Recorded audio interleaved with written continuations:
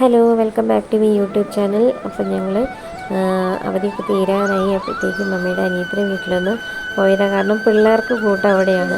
അവിടെയും ഇതുപോലെ ഇതേ പ്രായത്തിൽ തന്നെ 2 പിള്ളേരാണുള്ളത്.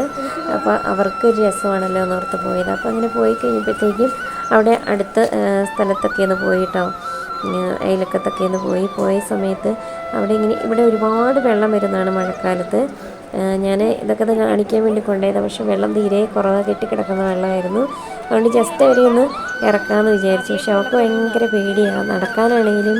അതുപോലെ തന്നെ ഈ വെള്ളമൊക്കെ ആദ്യമായിട്ട് കാണുക, അങ്ങനെ വെള്ളത്തിൽ ഇറങ്ങിയിട്ടൊന്നുമില്ല, ഭയങ്കര പേടിയാണ്.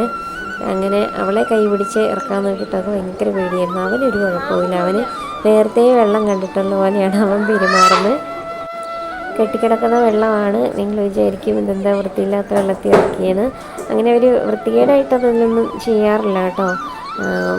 പശുവിനൊക്കെ എടുക്കുന്ന വെള്ളമാണെന്ന് തോന്നുന്നു. പിന്നെ ഞങ്ങൾ നല്ല നീറ്റായിട്ടുള്ള വെള്ളത്തിൽ പിന്നെ കാല് കഴുകിയായിരുന്നു. ഇത് ജസ്റ്റ് കണ്ടു കഴിഞ്ഞപ്പോൾ പിള്ളേരെ ജസ്റ്റ് ഒന്ന് ഇറക്കാമെന്ന് വിചാരിച്ച് കൊണ്ടുപോയതാണ്. നമ്മളങ്ങനെ ഒരിടത്തേക്ക് അങ്ങനെ പോകലൊന്നുമില്ലല്ലോ. അപ്പോൾ അവൾക്ക് ഭയങ്കര പേടിയായിരുന്നു കാണിക്കുന്നത്. ഞാനൊക്കെ ഈ പ്രായത്തിൽ വെള്ളത്തിൽ കളിച്ച് വളർന്നതാണ് കേട്ടോ. നമുക്ക് ആറും പുഴയും ഒക്കെ അടുത്തായിരുന്നു, തോടൊക്കെ അടുത്താണ്. നമ്മുടെ ഇടുക്കിയിൽ ആറും തോടൊക്കെ അടുത്താണ്. നമ്മുടെ പറമ്പിനോട് അതിരിപ്പോൾ തന്നെയാണ്. അപ്പം അവിടെ പോയി വെള്ളത്തിൽ നീന്താനും ഒക്കെ എനിക്കറിയാം.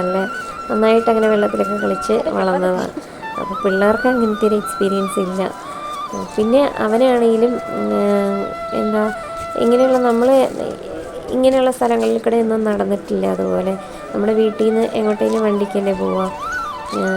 ഇങ്ങനെ പുറത്തേക്ക് ഇങ്ങനെ ഈ കുന്നൊക്കെ ഉള്ളിടത്തോടൊന്നും കയറി നടക്കാറൊന്നുമില്ല. പക്ഷെ അവനതെന്തോ എങ്ങനെയാണ് പോകുന്നതെന്ന് എനിക്ക് തന്നെ അറിയില്ല. അവൾക്ക് നടക്കാൻ അറിയത്തില്ലാത്തതുകൊണ്ട് ആ കൊച്ചെടുത്തോണ്ടാണ് പോകുന്നത്. പക്ഷെ അവൻ കയറ്റമാണേലും കിടങ്ങാണേലും എല്ലാം പതുക്കെ മാറി മറിഞ്ഞ് ഓട്ടി പിടിച്ചൊക്കെയാണ് കേട്ടോ പോകുന്നത്.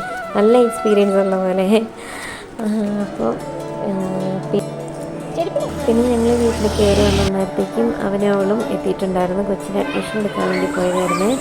അങ്ങനെ പിള്ളേർ അടിച്ച് പൊളിച്ച് വന്ന് ദിവസം ഞങ്ങളത് സ്റ്റേ ചെയ്ത് പിള്ളേർ എന്ത് ചെയ്താൽ വരില്ലായിരുന്നു. അപ്പോൾ ഇത്രയേ ഉള്ളൂ. അടുത്ത വീഡിയോയിൽ കാണാം. ബൈ.